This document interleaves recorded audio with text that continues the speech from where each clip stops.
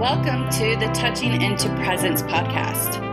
This podcast is for people who are interested in bodywork, empowerment, and somatic-based practices. I am Nikki Olson. I'm Andrew Rosenstock. We are certified Rolfers. Collectively, we're trained in various movement and bodywork therapies with an emphasis on somatic awareness and client resilience.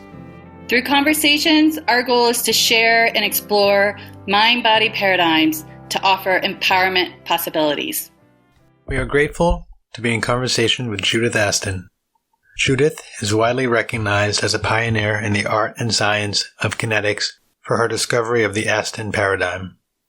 Her distinct biomechanical model for the human body is based on a unique way of seeing the body in relationship to the earth. Her discoveries about the importance of using the forces of gravity and ground reaction and alternating sequences has transformed many systems of exercise, bodywork, and movement education. Her acute ability to see the body in stillness and in motion, and to train others to see, established her discipline of bodywork and movement training. In today's conversation, we talk about her inspiration, Judith's lifetime dedication to creativity and problem solving, some stories of her Esalen Somatic gang, Judith's way of seeing, a short movement experiential, functional holding patterns, working with children, the upcoming Aston World Movement, her new book, and how one could study with her. So with that, let's begin our talk. Hi, Andrew.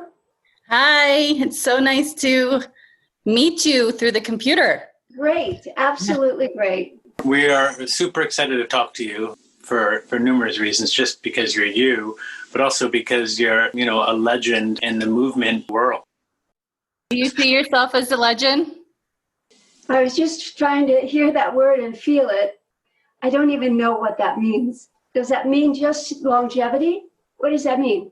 Oh, I wouldn't say longevity at all. I think someone could be a legend without having just come in and do it. So I don't associate the two together, although there can be an overlap. No, I think for sure a legend, and not for longevity. I'm personally, I know you from being a Rolfer and going to the Rolf Institute, and also I'm a Rolf Movement practitioner, and now I am doing a somatic movement training, and there's this whole section called Somatic Way. And it's, of course, talking about the history of the work of somatic awareness and movement. And then there's the pioneers. And you are one of the pioneers. Oh, fun. And one of my assignments is to pick 3 people to, of all the options of somatic pioneers and leaders, to write a little something. So I'm excited because you're one of my people. Oh my goodness. I almost feel like I get to just submit the podcast to my teacher. Yeah, I hope you get a good grade. That would be terrible. Yeah. Well, I'm really excited about this conversation. And I've also followed a lot of your videos and watched things that you've done. And so I feel like I've learned quite a bit, but I still have so many questions. Good. Okay, great. Thank you. Thank you for the welcoming. Yeah. We want to respect you and your time in here, so we don't want to go over a lot of the stuff you've taught me. And so we can give references for people to get into your history because it's a great story. But you have other things to talk about, and we would rather share that sort of stuff. So I guess going with the legends thing or pioneers would be, who have been some of your mentors or inspirations or people that you draw inspiration from, if anyone?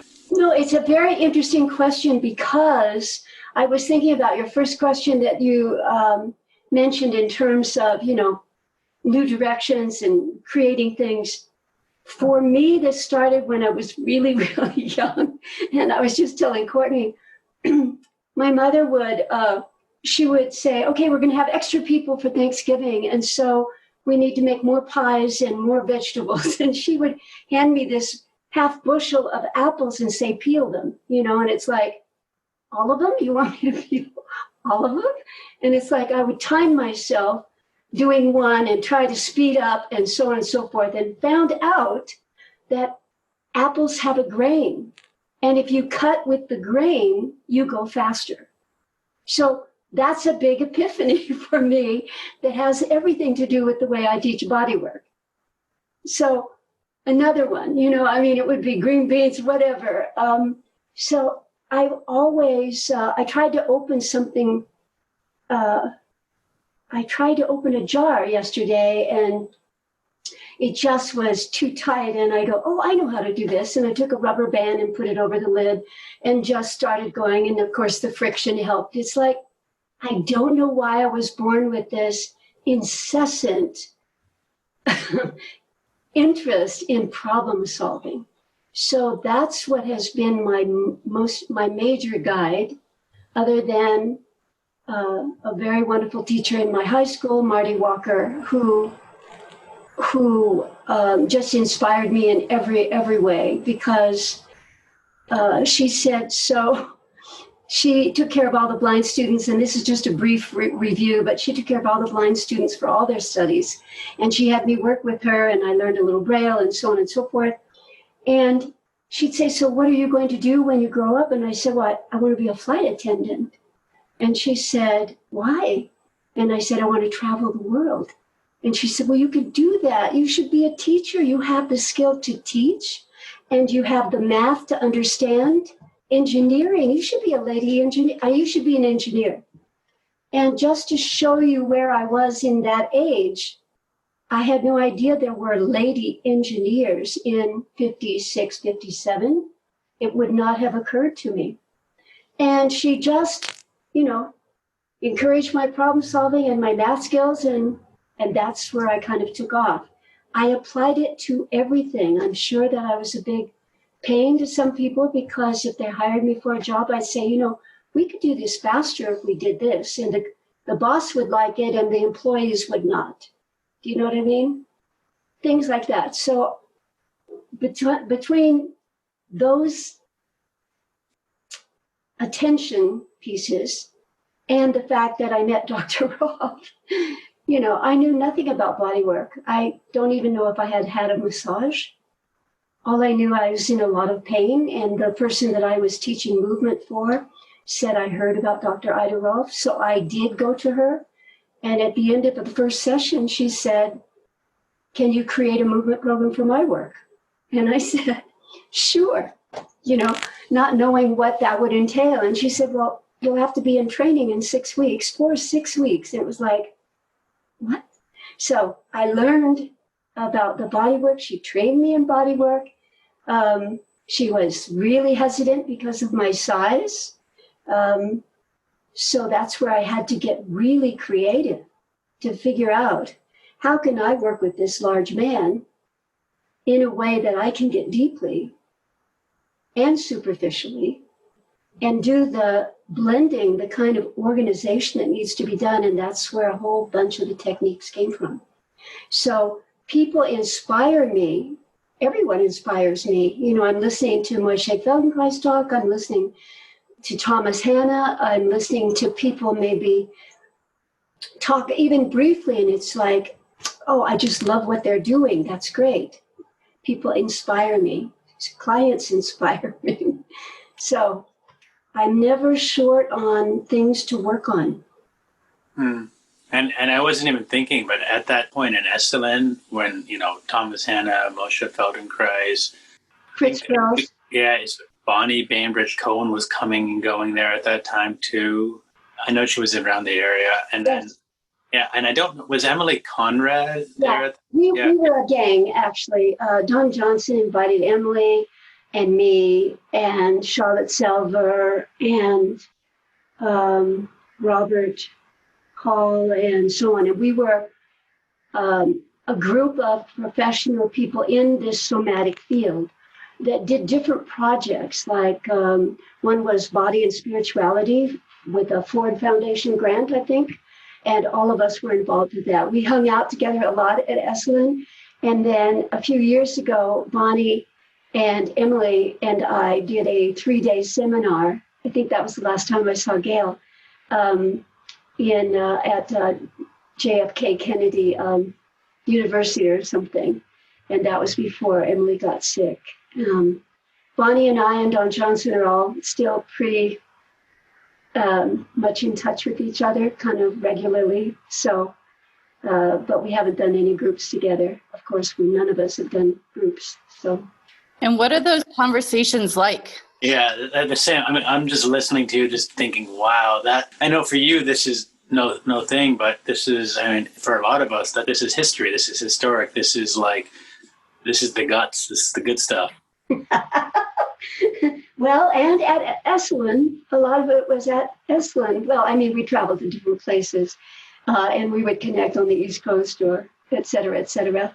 But yeah, well, it's just that as now, all of us have our own perspective and gifts from our work. And the beauty of sharing them and working in cooperation and simultaneously with people for a goal or a project or an experience is very satisfying, enlightening, satisfying, and feeling, you've got your gang. And whether you feel it or not, you are part of that gang is some of the people who really revolutionized what bodywork, somatics, whatever the category you want to call it, of movement, body, mind, spirituality, all of that. If someone said to me, who are the most influential people for me for that, you, Bonnie, and Don Anlin Johnson would be definitely in the top 5. I mean, if not the top 3 for sure. And just thinking about the 3 of you together is already making me mind blown. One of my other things is I am an Esalen massage practitioner. And so there's a lot of stories and rumors of the old days, and just so much amazing things came out of there. Yeah, indeed. Oh my goodness. Oh golly. Yeah, many, many, many stories. But anyway, yeah. And Don was the person who would follow up with the grants and do all of that kind of essential work to be able to invite us to come and join wherever it was that we were working. It was very interesting, the one we did for body and spirituality. We had the Muslim, the Catholic priest, we had several nuns, we had we had the whole room was just filled with so many different areas of focusing on religion. And it was our job to provide movement and experiences and perhaps different ideas about how to integrate differences. Like, to me, I define balance as the moment-to-moment negotiation of asymmetrical differences. So between your right leg and your left leg, or 2 people having an argument, or 2 people from different viewpoints trying to integrate. It's like there's a way of creating a balance by honoring the differences and integrating them. Judith, that's really, in previous interviews that I've heard or seen you in, you've talked a lot about your innate ability to see and to embody patterns. And I'm curious to learn a little bit more of, where do you go in your mind, your body, to tap into the inspiration to create a dance or a movement or something that's driven for these specific genres or creative dances that you did in the earlier days, and if you're still doing that now? But I'm definitely curious of, where is the space in your body or in your mind that draws your inspiration? The interesting thing was, when I was 5, I evidently annoyed family members and other people we lived with, like someone who kind of adopted us as an auntie, by dancing all the time. you know, like she's driving us crazy when she gets home from school. Do something with this girl. So my mother, who was working a lot, decided, okay, I can afford, I'm going to pay for some dance lessons. And it was only like 2 blocks away. The dance studio was only 2 blocks away. So I could go and I could do. And I learned everything from some ballet and toe and tarantella and tap and gypsy. I mean, whatever. That was the type of dance studio that I attended. But I loved to dance. And that combined with this innate ability to quickly watch someone and quickly duplicate their movement, you know, at 5, at 6, you know, someone would walk in and I could walk behind them and just do their pattern. I do not know why, but it has come into the fact that when I started teaching for Dr. Rolf and the Rolfers, the interns would come back and hang out with me in the wall, you know, and I don't know if you remember your auditing, but, you know, I tried to be as far away as I could and as subtle as I could and not be called up to be the person that they were going to dissect at the moment. So I'm as close to the wall as I can be. And someone would come back and they'd say, what do you see? Quick, what do you see? And I'd say, shoulders high on the right, pelvis low on the left. And they'd go back and they'd say, I see the discrepancy between, she goes, that's very good, very good. What are the muscles that cause that? Well, I don't know the muscles that cause that, but it started this whole thing. And she said, teach my practitioners how to see body patterns. So the combination of seeing body patterns, Nikki, and this interest in movement, when someone is in front of me and I see their pattern with this asymmetry going down on the right, up on the left, down on the right, up on the left, it creates this spiral, but it also creates a lot of shear force in a way that isn't the best for that person. And so I would start to play with, what if you took a shorter stride on the right, meaning you're going to get there sooner, instead of the long stride, it's going to land and you're going to go down in your body because the leg is a little bit shorter. Anyways, just starting to play with what the person shows first and what their dance could be, how it could be smoothed out, how it could honor who they are and their persona expression. And that has a lot to do with how and what gets created. Does that help a little bit in terms of that progression? Yeah, I mean, I was just curious if there is this felt sense. So through various interviews that you've definitely talked into on how seeing and that is your tool that you're well resourced with.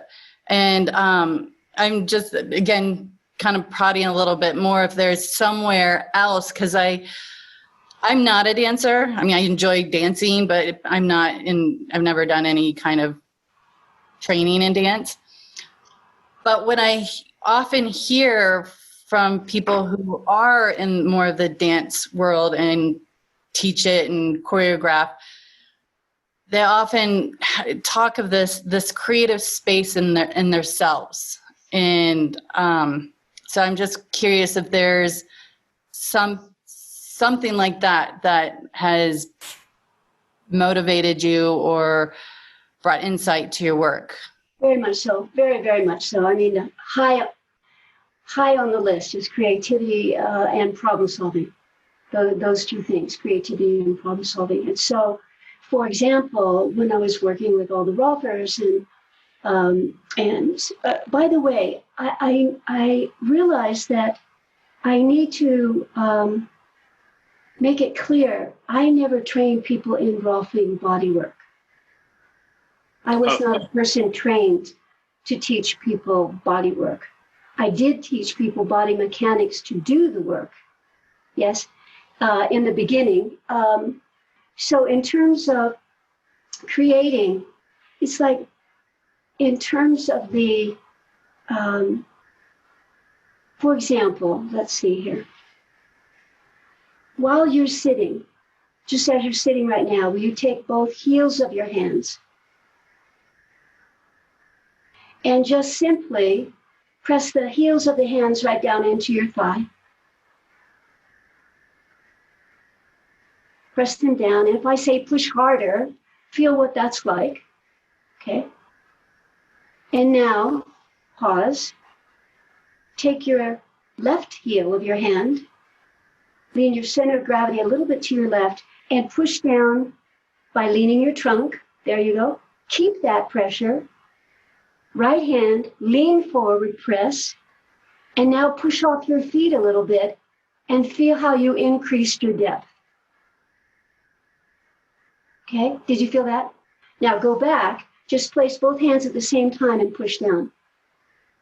And feel the difference. You might feel your abs contract, you might feel, but you didn't get into the tissue that deeply. So, for example, when people use both sides of their body simultaneously, something goes on hold. There's a compromise. If you always set up right foot, right hand, left foot, left hand, then the two sides negotiate through their asymmetries for more power. So that aha created a whole form of body mechanics that I teach, for example, or how to do fitness, or how to play golf. Don't just set up, do one hand and then the other, et cetera, et cetera. In terms of the creative energy for when people come in, they bring this beautiful dances of wanting to improve their tennis game, their golf game. They work with young children and they play with them while sitting on the floor. They bring in the specs. And I see what they do. I ask questions. I feel them, or I go to the classroom and watch them. And suddenly these whole things get created from seeing, feeling, sensing, and problem solving.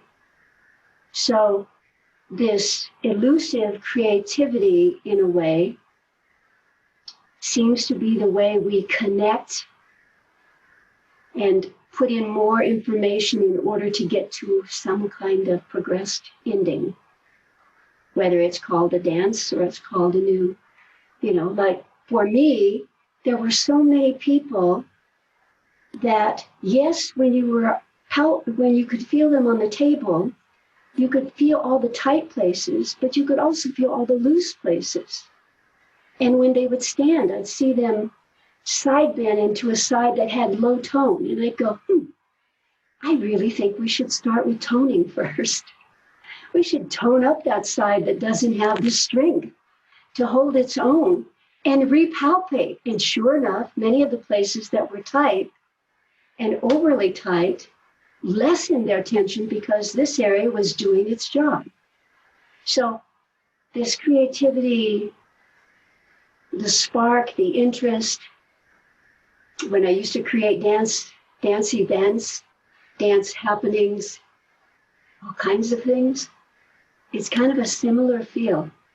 It's a similar feel. So it sounds like that chore that you had to do when you were a child peeling the apples, your mom gave you a great insight on what you'd be doing in your life, finding the grain. There you are. And I'd be timing myself. That apple took less time. Da-da-da. So, awesome. Yes. I'm hearing, I don't know when exactly in my learning practice, but at some point I remember when I was going through, I had done body work for years before, but going through the Rolfing training, at some point it became, I sort of picked up, if I could walk like the client, it was at first more to show them how they were walking, but I kind of picked up that I could then feel more or less what their body was and wasn't doing. And it became such a great tool for how to connect and then how to grow, how to see the change that needs. Absolutely. And many people do not know how they walk. So when I would help students learn that, how to walk along the side and get the pacing, get the asymmetry of the rhythm and the timing, get the, and then watch them from the back and see how they internally rotate the leg and so on. And you see, you see, oh, that might be causing the hip problem right there, or the knee problem, because of the way they always cross over the midline on the right side, because they're standing like this, and this is how they would balance. So you can't just say, don't do that, because they would fall, for example, or could, or say it's too strenuous. But it's a wonderful assessment tool. And many times I just record that. I draw people's attention to it, Andrew, by, can you feel how your weight bearing goes from your heel on the left to the outside of your foot? And the weight on your right foot goes from the heel to the inside of your foot to your big toe, because they are pronating on the right and supinating on the left. Can you feel that? So you're bringing in the sensory awareness that a lot of people don't have. And it begins to train them to become more body conscious and give better feedback to us. But also the education of, often when that happens, people say, wow, that's really interesting. I had a terrible ankle sprain on my left foot, and the doctor said it was all recovered, but that must be it. It must be it. And sure enough, your right foot has just been accommodating all these years. How about we change that? Yeah.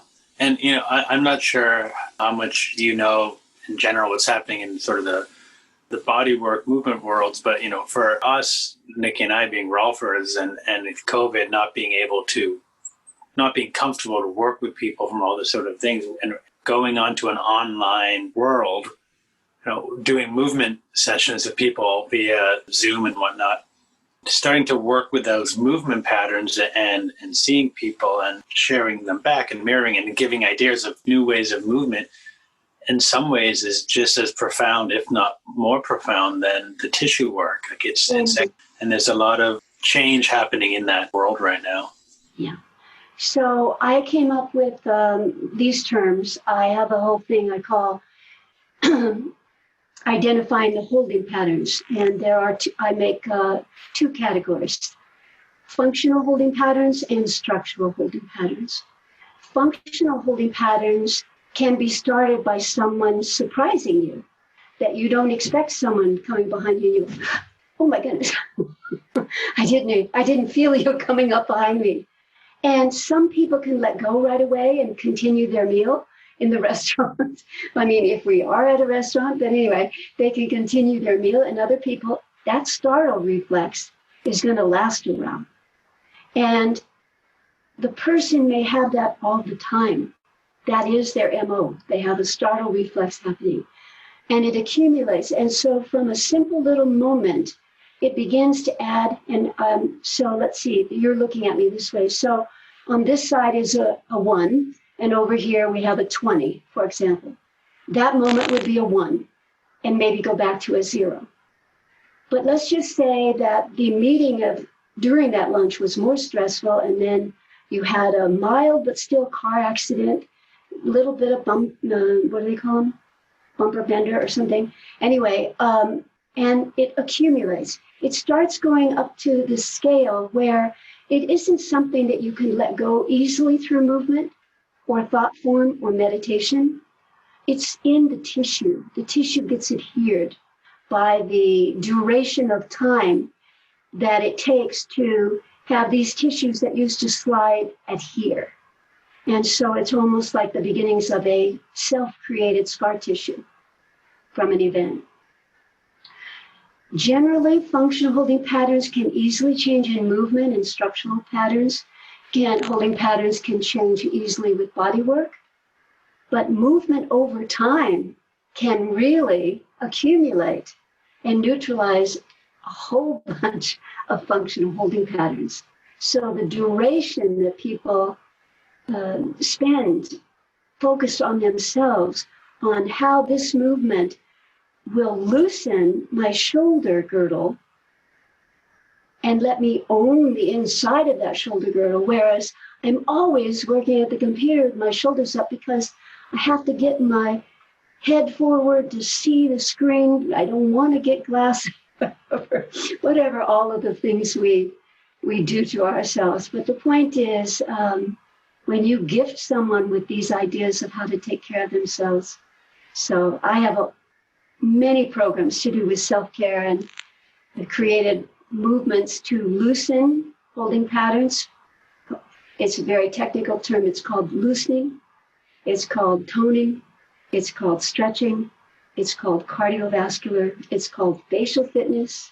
I have a whole bunch of fitness forms for this very reason, to help people understand how to help themselves.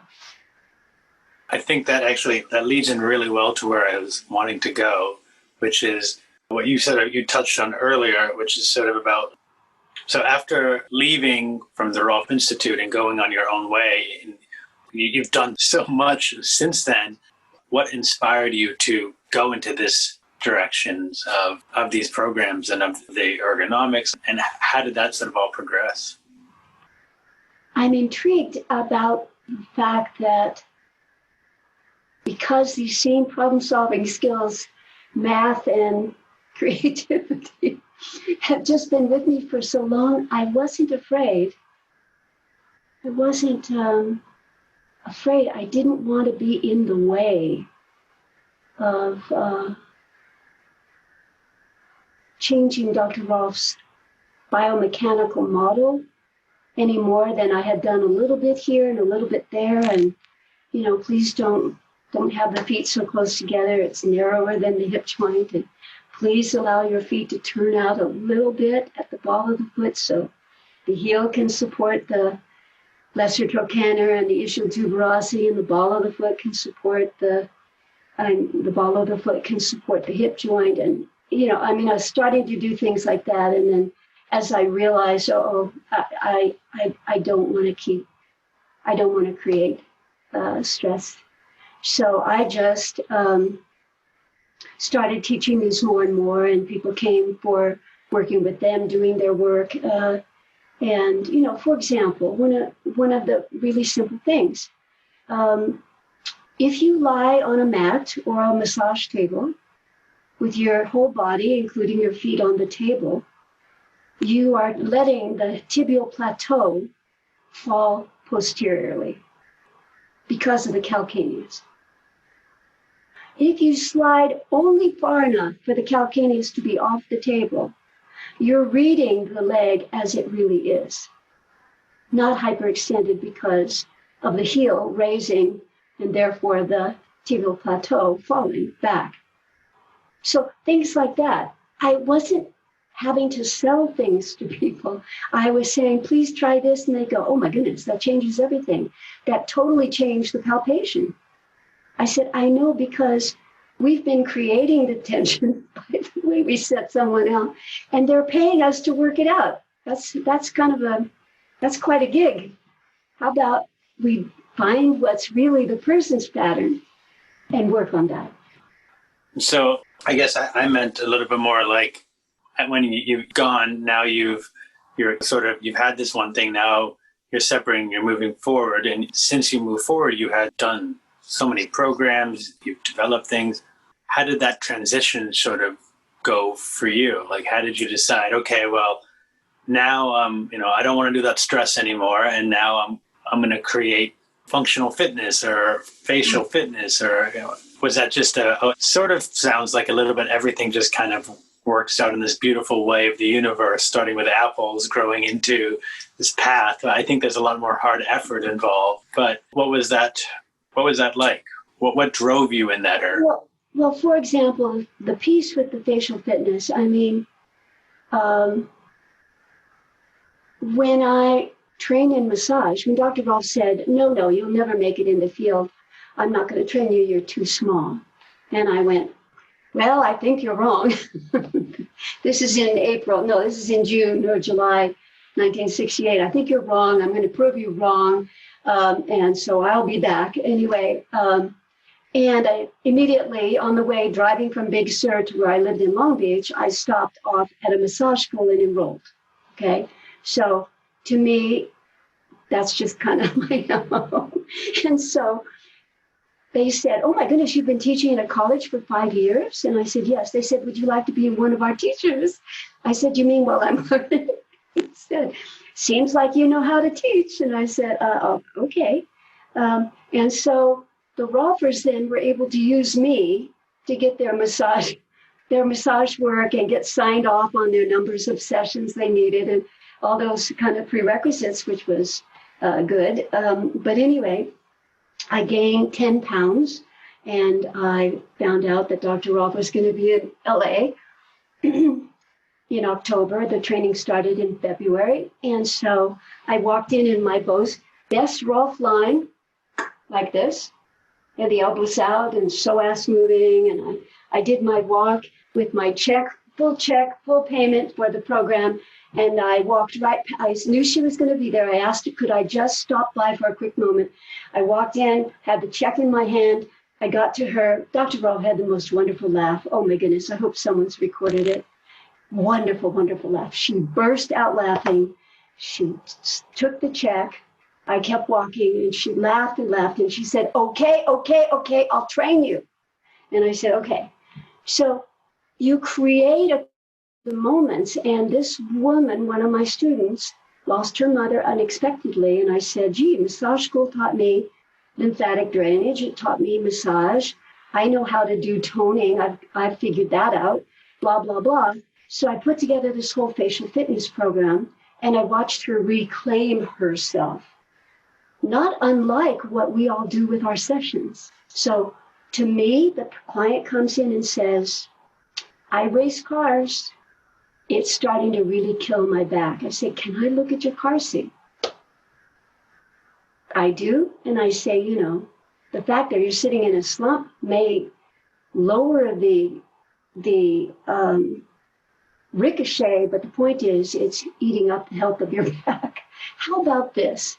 So I started cutting duct tape and foam and slapping them on people's upholstery until this one guy said, why are you taking scissors, duct tape, and foam out to my car with me? And I said, oh, I'm going to make you a seat. He said, no, you will not be making a seat on my new Jaguar.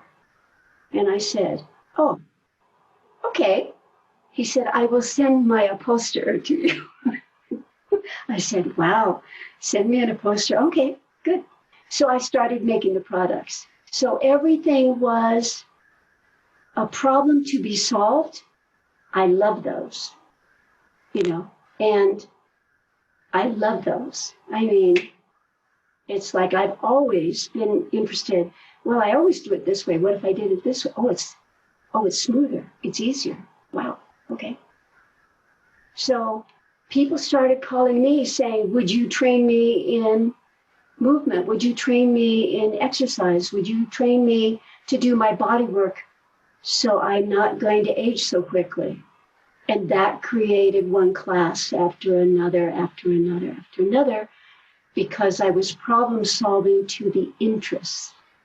So it sounds like consumer driven, really meeting the needs of the population that you were in.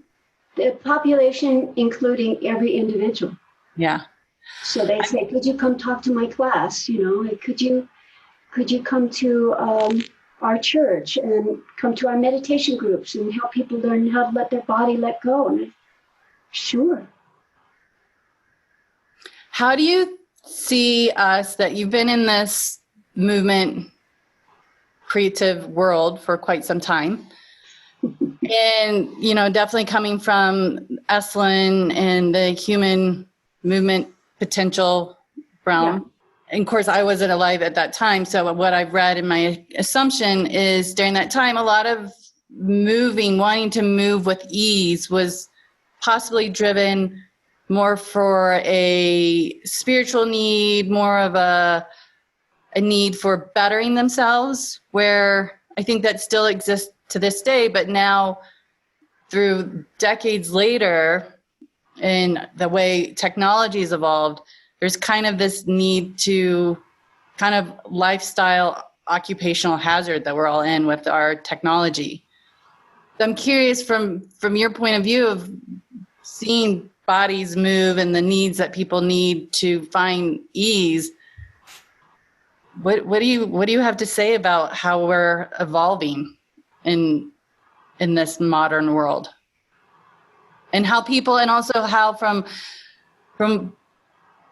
the Esalen days to now, how are people responding to trying on new movement patterns? I think it's an interesting time. I don't think that people have stopped self-judgment in these times. I think people are still criticizing themselves for many different aspects of how their body looks, how it functions, how they're aging. I think there's a lot of that.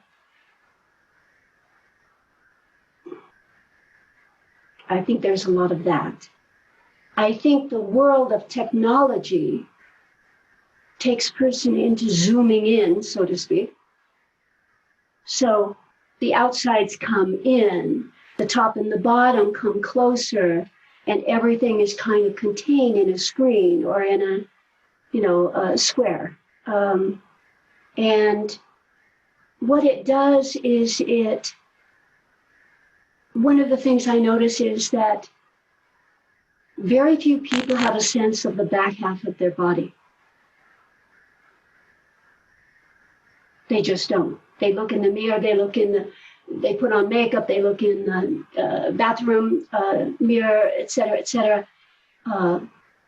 Yeah. I agree If with they that. see themselves, they often are like, oh, well, see, I would never wear shorts or I'd never go in a bathing suit, or whatever it is. This whole body consciousness that we were in the 60s, 70s, into the 80s, I would say. But just as an aside, also at that time, there were a lot of movement disciplines that had a lot of rules. So for me, I've always been interested to have people learn how to problem solve and to evaluate for themselves and decide what they want to do, not to follow what I say necessarily, but to utilize it as a tool instead of, you've got to have the sky hook, you've got to have your waistline back, you've got to have the elbows pointing, you've got to have the feet straight ahead. When people put these kind of constrictions on their body, it only confirms this not being okay, kind of thing. Do you know what I mean? Totally. Like telling a child not to slump is not going to correct it. Can I tell you a story about my wonderful experience with a child and their slump? Would love to hear that story. So this woman brought her 7-year-old son to me, and she said his legs turn in and he's always tripping himself on his feet, getting caught. And when he runs for the school bus, the kids laugh at him. And then when he gets on, because he trips and falls, and the kids laugh at him and then they tease him on the bus. And I said, oh no, no, that's not good. So he came in and I started with him. And I said, I have never seen a shirt. Oh, we were sitting in front of the mirror. I didn't want to face him. We're both sitting in front of a big mirror I had. So he's sitting on his seat height. I'm sitting on my seat height. We're looking in the mirror. And I said, wow, your t-shirt. I have never seen a shirt with the 00. I've never seen a no number before, so to speak. And he went, it's not 00, it's 88. What's the matter with you? Okay. And I said, oh, let that go again. Go back to 00. Look in the mirror. See the 00? He goes, yeah. I said, okay. So now just roll your pelvis forward like this. Now I'm looking at him. Now go ahead and push on your feet and push on your pelvis. Let your chest come up. Oh, yeah, look at the ceiling a little bit. Now look in the mirror. He goes, oh, it's 00. I said, I know. Now make it 88. So I taught him my arcing exercise by going from 00 to 88 and so on and so forth, okay? We had a very successful session. By the time he stood up, his legs were able to externally rotate, which meant, yes, he had some eversion, but not the kind that would trip him. So I worked with gait and I worked with running and so on and so forth. Okay? So his mother brought the 5-year-old in. I said, good, I just want to summarize all of this so you can follow up. And so the 7-year-old decides to give the 5-year-old the lesson. And he's over there, and I'm just ecstatic. I said, I can't believe what's happening. This is he's teaching. I want to teach 7-year-olds to do this work. I just think it would be great. We need it in the schools. What would this? Anyway, he does the whole thing from beginning to end. And at the end, he's even better. He's even further along, the 7-year-old, because he's now done it more than a few times. I did have a 7-year-old that was perfect for the job.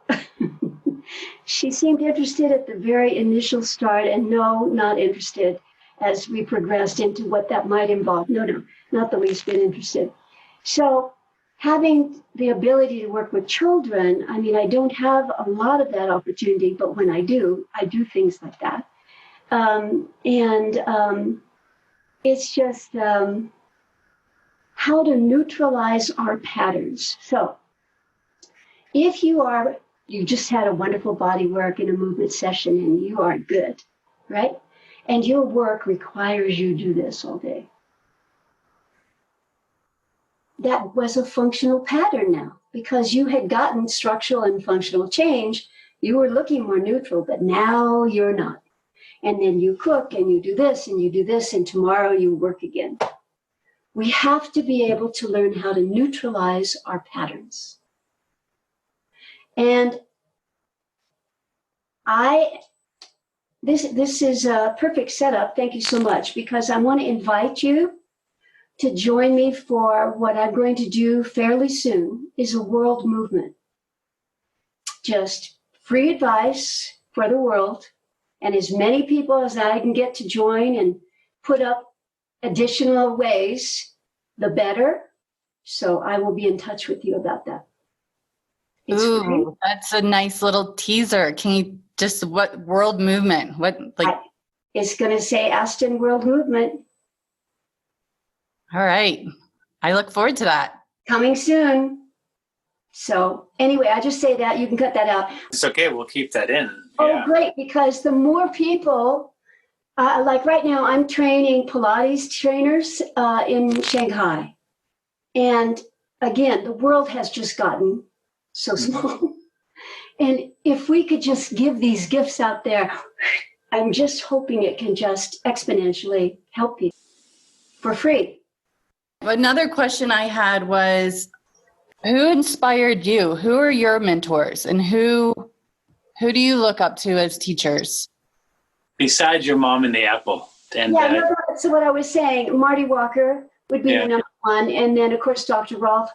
But that's why I was saying, I've had the opportunity to either visit a lecture or join a group where Moshe is talking. Well, Moshe and I became friends, a really wonderful experience with Moshe. In 1972, I went to his first class in Big Sur. So Dr. Rolf was doing the Rolfing training down at that end of the motel in Big Sur. I don't know, it was Big Sur Inn or whatever it was. Anyway, and we were down with Moshe at this end. And I just went for part of the training because I wanted to meet him. And he said, he used to use me to demonstrate all the movements down the floor and back up and so on and so forth. And he said, why are you here? And I said, because I wanted to meet you.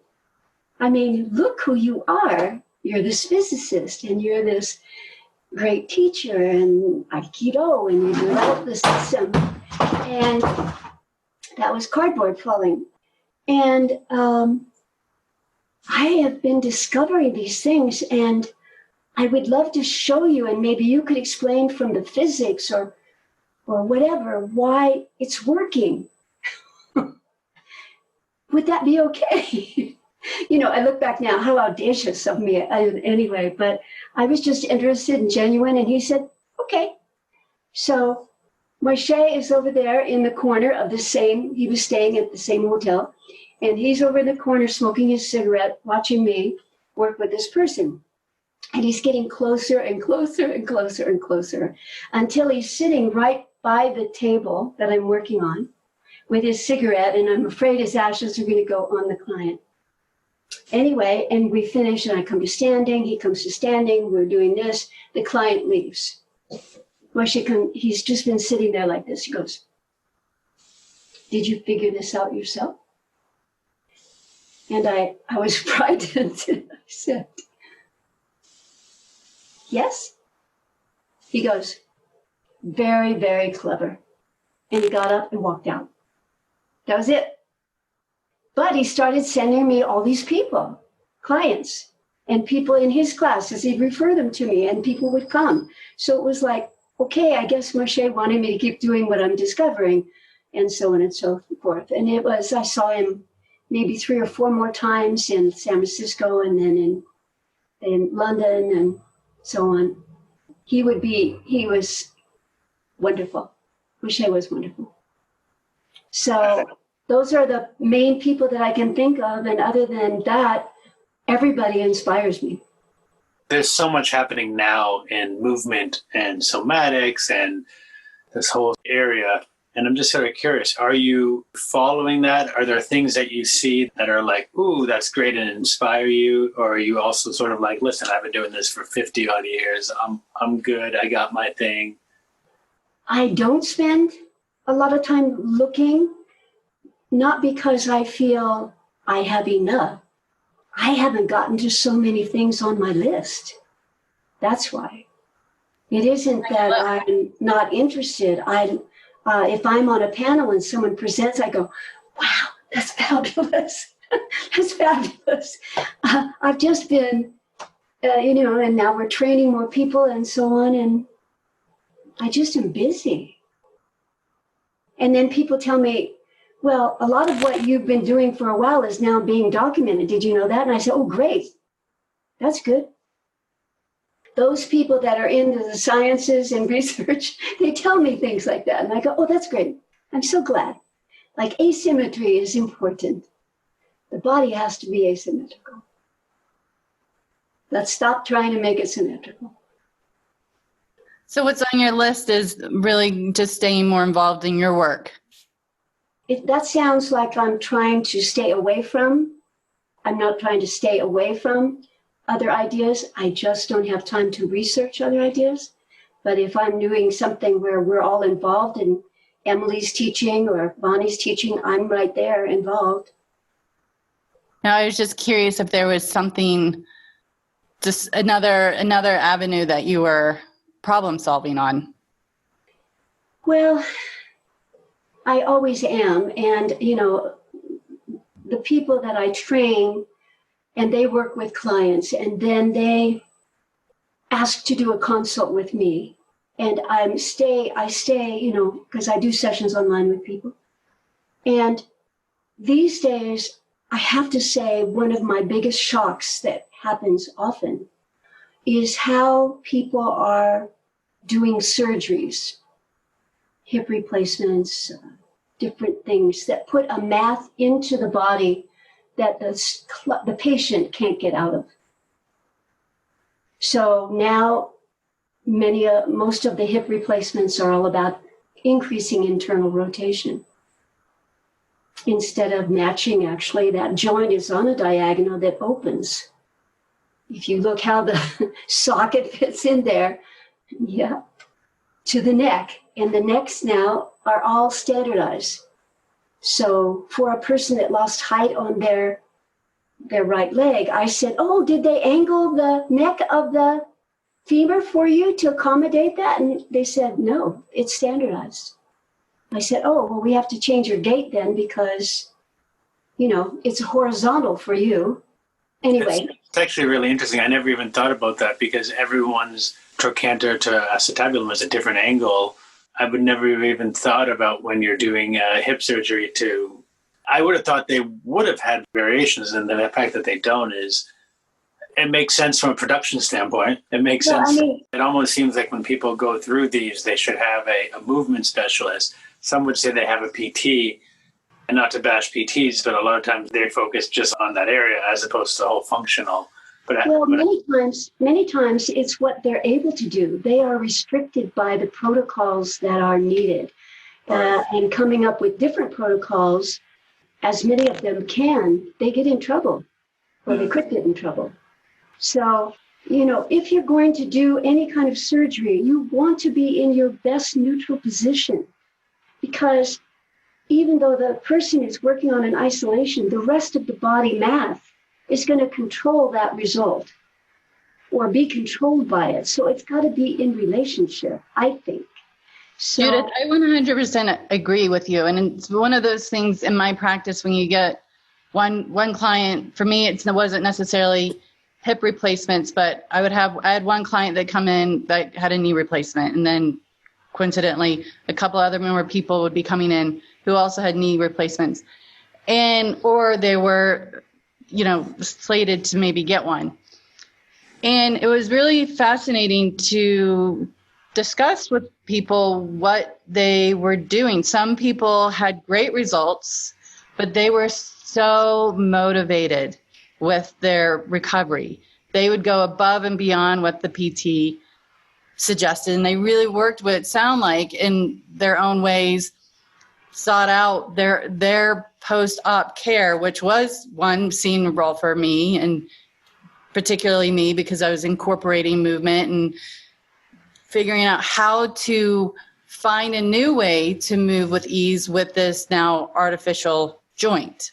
Right. And then the other people that weren't having great results, really, they were doing the bare minimum. They really weren't using, and I think you kind of echoed this before, and I'm totally in line with that, is you got to keep on moving to bring in these new patterns. You can't, it's not a one-hit wonder with what you do with the PT, that you have to embody it. Yeah.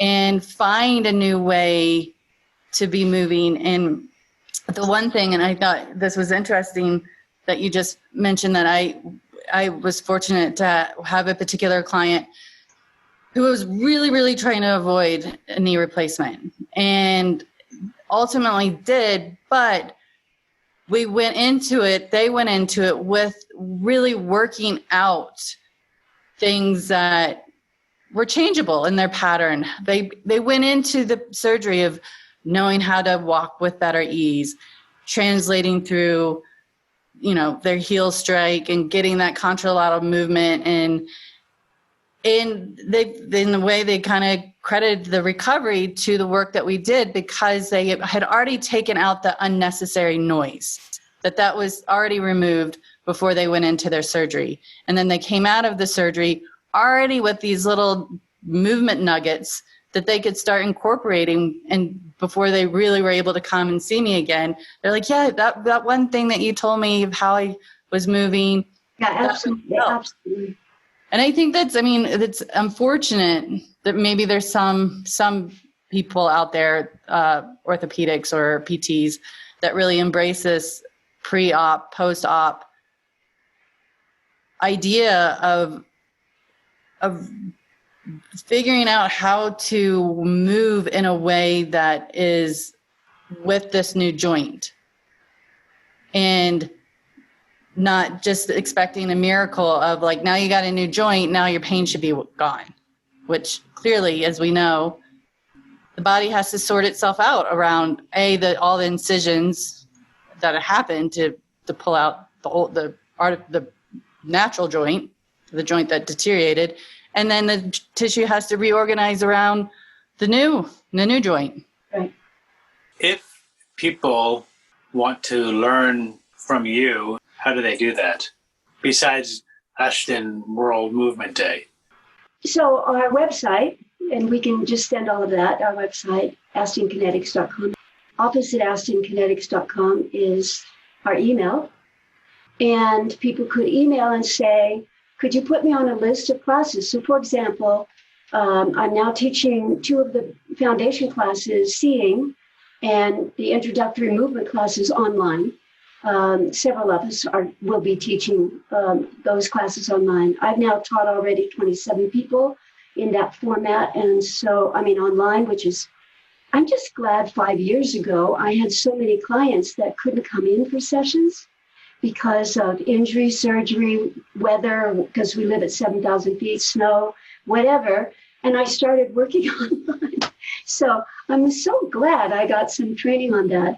So the first course, the 101, is about teaching people to see body patterns. And the second one is teaching people our very basic, how to find neutral, how to find it in sitting and standing, and how to do core toning. These three things so that they can teach to their clients. So those are coming up, and they're 2 days. They're reasonable. We have an online course. Oh, I do. Sorry, I have to do this, I guess. This is the new book, Aston Postural Assessment. And I put a whole bunch of the theory in this book. The theory and the exercises for seeing are in this book. It really does break down how to see bodies and how my artistic interest kind of created the easy progression so people get it pretty quickly. So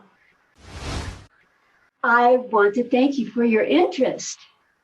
Andrew, you contacted me a long time ago about this, or you had the interest to do that, and then your follow-up, and I've been intrigued that we finally were able to get this time, and I just thank you both, Nikki and Andrew, for your interest and the promotion of putting out the three-dimensional body.